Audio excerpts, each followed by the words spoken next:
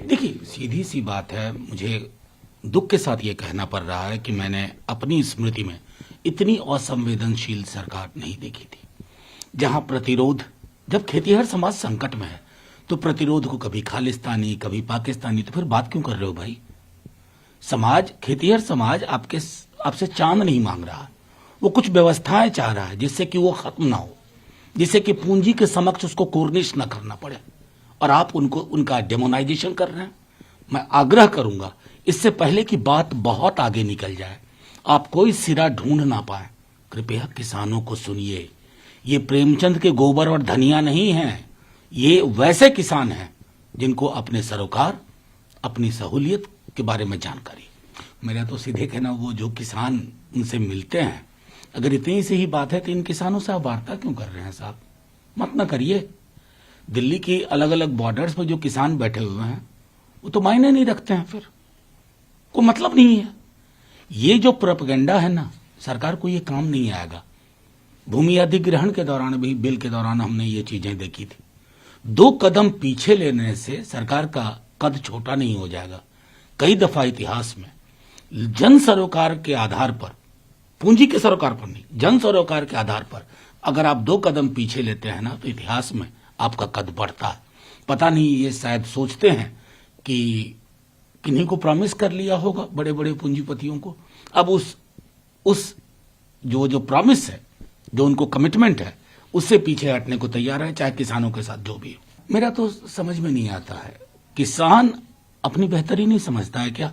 पीयूष गोयल समझ रहे हैं कि आलू कैसे उपजाया जाए, धान की कितनी अलग अलग तरह की किस्में हैं, किसमें कितना पानी, कितना खाद, क्या लगता है, ये पीयूष गोयल जी किसानों को समझाएंगे।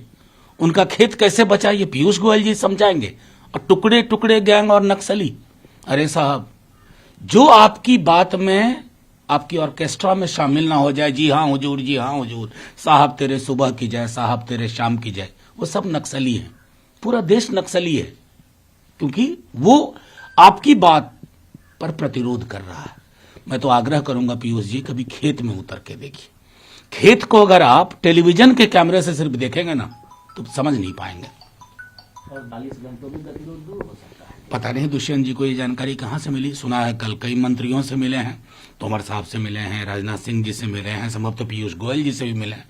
अगर सरकार ने उनको कमिटमेंट किया है तो हम इसका स्वागत करते हैं, लेकिन वो कमिटमेंट बिल के अंदर इनकॉर्पोरेट होना चाहिए।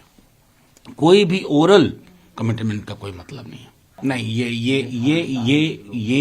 ये दुर्भाग्यपूर्ण है, अशोभनीय है। न जाने किस प्रकार के तत्व हैं ये। एक खेत और सड़क के बीच में जो उपजे आंदोलन को बदनाम करने की साजिश कर रहे हैं।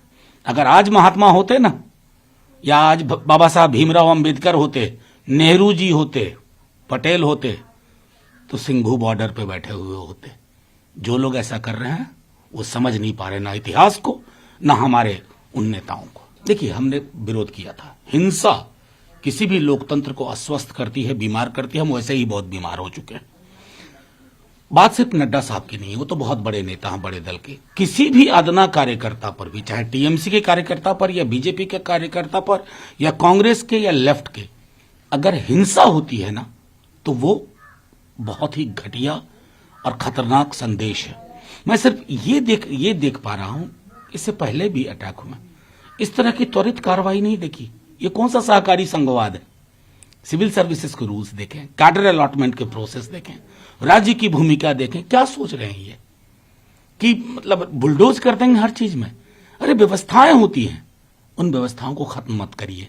मैं समझता हूं कि इस सरकार ने यह तय कर लिया है कि सहकारी संघवाद इनके लिए रेटोरिकल चीज है, रियलिटी में ये एक्चुअली अहंकारी संघवाद वाले लोग हैं।